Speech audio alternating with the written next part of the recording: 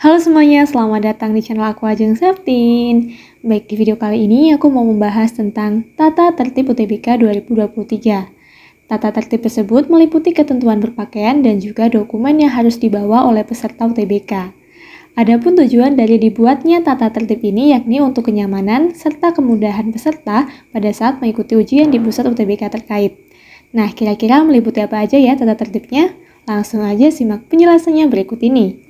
Yang pertama, peserta harus mengetahui ruang dan juga lokasi ujian maksimal sehari sebelum ujian berlangsung. Jadi sangat disarankan H-1 ujian kalian sudah melakukan survei lokasi, meliputi di mana ruangannya, bagaimana akses masuknya, dan juga menggunakan apa kalian akan berangkat dari rumah ataupun dari kos-kosan. Setidaknya di H-1 itu kalian sudah melakukan persiapan menuju ruang tes beserta estimasi waktu tempuhnya supaya tidak terlambat. Yang kedua terkait dengan dokumen yang wajib dibawa ke lokasi UTBK, yakni ada kartu tanda peserta UTBK 2023 yang sudah di-print, berwarna dan jelas dengan HVS ukuran A4.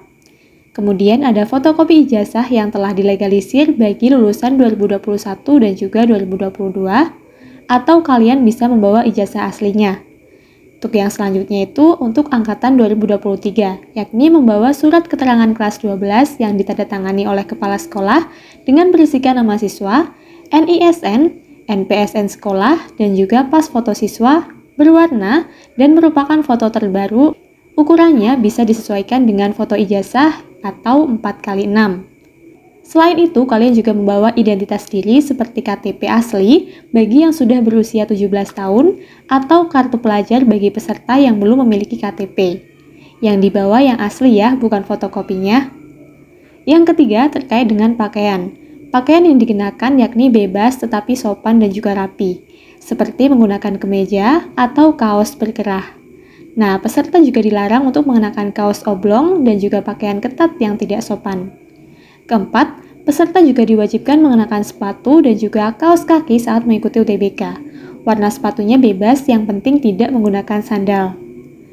Yang kelima, datanglah ke lokasi ujian paling lambat 30 menit sebelum ujian dimulai. Aku saranin kalian udah di lokasi 1 jam sebelum tes dimulai ya, karena berdasarkan pengalamanku, dengan waktu yang cukup banyak, kalian bisa menghandle diri kalian supaya lebih tenang sebelum memasuki ruangan tes. Oh ya, FYI, sebelum kalian memasuki ruang UTBK, kalian akan dikumpulkan di satu ruangan terlebih dahulu guna pengecekan berkas dan juga dokumen yang telah disyaratkan untuk dibawa. Setelah itu akan dilakukan pengecekan identitas dan juga keamanan dengan metal detektor untuk memastikan tidak ada kecurangan. Jika tidak memenuhi ketentuan atau terbukti melakukan kecurangan, maka peserta terkait akan didiskualifikasi dan tidak diperkenankan mengikuti UTBK. Untuk peserta yang terlambat dengan alasan apapun, tidak diperbolehkan masuk atau mengikuti ujian. Jadi, besok pastikan tidak telat ya. Yang keenam, seperti tadi yang udah aku sampaikan bahwa sebelum masuk ke ruang tes, kalian akan dikumpulkan terlebih dahulu di satu ruang tunggu. Jadi, nanti peserta tidak diperbolehkan masuk ke ruang ujian sebelum ada tanda untuk memasuki ruang ujian. Ikuti ketentuan dan juga instruksi yang berlaku, jangan coba-coba untuk melakukan pelanggaran karena akan dikenakan sanksi. Saat mengerjakan UTBK, peserta juga tidak diperkenankan untuk keluar ruang dengan alasan apapun. Jadi sebelum tes dimulai, kalian bisa izin ke kamar kecil terlebih dahulu. Karena jika sudah mulai mengerjakan soal UTBK, kalian tidak diperkenankan keluar dengan alasan apapun.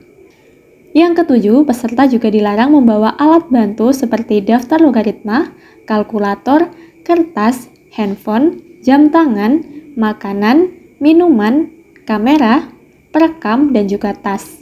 Semua barang bawaan peserta dikumpulkan di tempat yang telah ditentukan. Peserta hanya diperbolehkan membawa satu pulpen dan juga kartu peserta UTBK. Di dalam ruangan UTBK, peserta akan diberikan satu lembar kertas kosong oleh panitia untuk melakukan oret-oretan apabila diperlukan. Nah, apabila kurang, kalian juga bisa meminta ke panitia. Kedelapan, peserta harus duduk di tempat yang sudah ditentukan sesuai dengan nomor peserta yang ada di kartu peserta UTBK dan juga nomor meja sesuai urutan dari panitia. Peserta UTBK dilarang melakukan negosiasi terkait tempat duduk maupun menempati tempat duduk peserta lain. 9. Peserta yang kehilangan kartu tanda peserta UTBK harus segera melaporkan diri ke pengawas ujian. Yang ke-10, saat proses pengerjaan UTBK berlangsung, peserta dilarang tengok kanan kiri atau bertanya ke peserta lain. Jika mengalami masalah teknis seperti kendala jaringan atau masalah dari komputernya, peserta diperbolehkan mengacungkan tangan dan menyampaikan pertanyaan atau kendalanya kepada panitia pengawasnya. Yang ke-11, peserta keluar ruang UTBK secara bersama-sama sesuai waktu yang telah ditentukan. Jadi, jika sebelum waktu berakhir sudah selesai, peserta harus menunggu waktu ujian berakhir. Sebelum keluar ruang UTBK, peserta diminta untuk mengumpulkan kertas yang telah dijadikan sebagai oret-oretan tersebut kepada panitia pengawasnya. Ke-12, setelah keluar ruang UTBK, peserta dilarang memberikan soal yang telah dikerjakan kepada orang lain, termasuk teman dan juga guru bimbelnya, karena itu akan merugikan diri kalian sendiri. Ingat ini, jawaban yang tadi kalian pilih atau kerjakan itu belum tentu benar. Jika kalian memberitahu tipe soal yang kalian kerjakan kepada orang lain, termasuk guru bimbel dan juga teman kalian, maka tipe soal tersebut akan dipelajari, sehingga peluang ia menjawab benar soal dengan tipe yang sama tersebut lebih besar. Nah, kalau kayak gini, siapa yang merugi? Ya kalian lah. Oke, sudah paham sampai di sini?